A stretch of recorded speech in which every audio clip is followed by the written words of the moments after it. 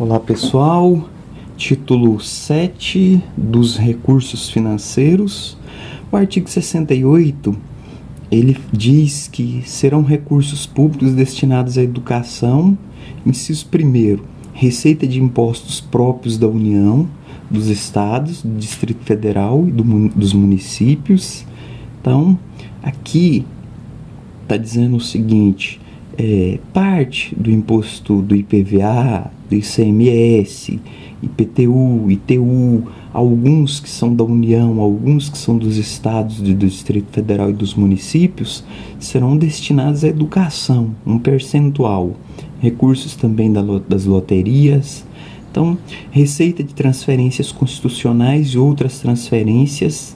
Então, por exemplo, quando o governo tem algum tipo de recebimento que o município faz e repassa para o governo, para o governo federal, para o governo estadual, ou que o governo estadual faz e repassa para o governo federal. Então, recurso dessas transferências, receita do salário educação e outras contribuições sociais. Então, toda vez que o empresário paga a folha de pagamento dos funcionários, ele recolhe um percentual de 2,5% proporcional ao valor que ele pagou e passa para o governo para contribuição com a educação. E aí tem PIS, COFINS e outras contribuições sociais também que vão para a educação. Receita de incentivos fiscais. Então, por exemplo, quando o governo coloca lá a pessoa, o empresário que montar uma empresa em tal lugar vai ter um benefício de 1,5% sobre o lucro do faturamento dele operacional, que ele vai ter que repassar para a educação. Então, a condição dele montar a empresa é que sempre ele repasse esse valor para a educação. Outros recursos previstos em lei. Então, se for criado mais alguma lei que favoreça a educação, fica aqui então o inciso 5º dizendo que também serão destinados à educação esses que estiverem previstos. Artigo 69. A União aplicará anualmente nunca menos de 18%,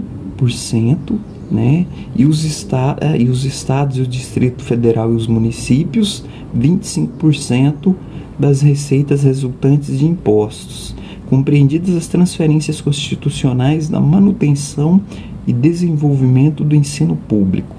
Então aqui a contribuição do governo federal é 18% e dos estados e dos municípios é 25% para manutenção e desenvolvimento do ensino.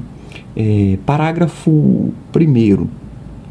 A parcela da arrecadação de impostos transferida pela União aos estados, Distrito Federal e município, ou pelos estados aos respectivos municípios, não será considerada, para efeito do cálculo previsto nesse artigo, receita do governo que a transferir.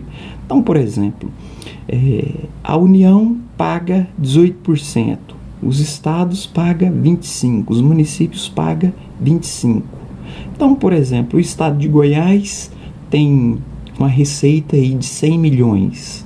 Ele vai pegar esses 100 milhões, ele vai transferir uma parte para cada município para aplicar na educação, e aí ele tem os estados, os colégios estaduais que ele toma conta.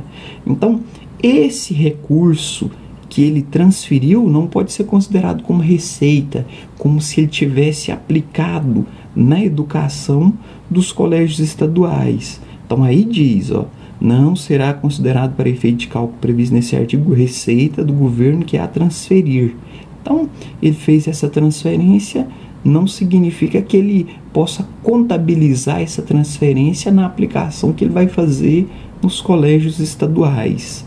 E assim é o governo federal. O governo federal tem uma escola aqui em Goiás, o CEPAI, um centro de pesquisas aplicadas da UFG, um colégio federal.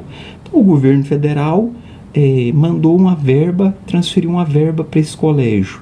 Então, ele não pode considerar ela como parte do que ele tem que repassar para os estados, do que ele tem que repassar para os municípios. Ele não pode considerar como receita para esse cálculo. Parágrafo 2º. Serão considerados excluídos das receitas de impostos mencionadas nesse artigo as operações de crédito por antecipação de receita orçamentária de impostos. Então, aqui o parágrafo 2º está dizendo o seguinte: por exemplo, o governo do estado de Goiás tomou um empréstimo do BNDES, empréstimo de 50 milhões, e ele vai pagar em 50 parcelas de 1 milhão. Então, quando esse dinheiro entra, essa operação de crédito entra na conta do estado, o governo do estado não pode, esse dinheiro ele não tem que aplicar em educação. É um empréstimo que ele pegou, por exemplo, para construir o palácio lá do governo, o centro administrativo. Então, não serão consideradas excluídas as receitas de imposto mencionada de operações de crédito por antecipação de receita orçamentária de impostos. Então, quando o imposto entra mensalmente, esse imposto ele é percentualmente colocado, transferido para a educação. Porém, os pagamentos que ele vai fazer das parcelas do empréstimo que ele tomou, o valor bruto do empréstimo não entra, fica fora quando cai na conta. Parágrafo 5º.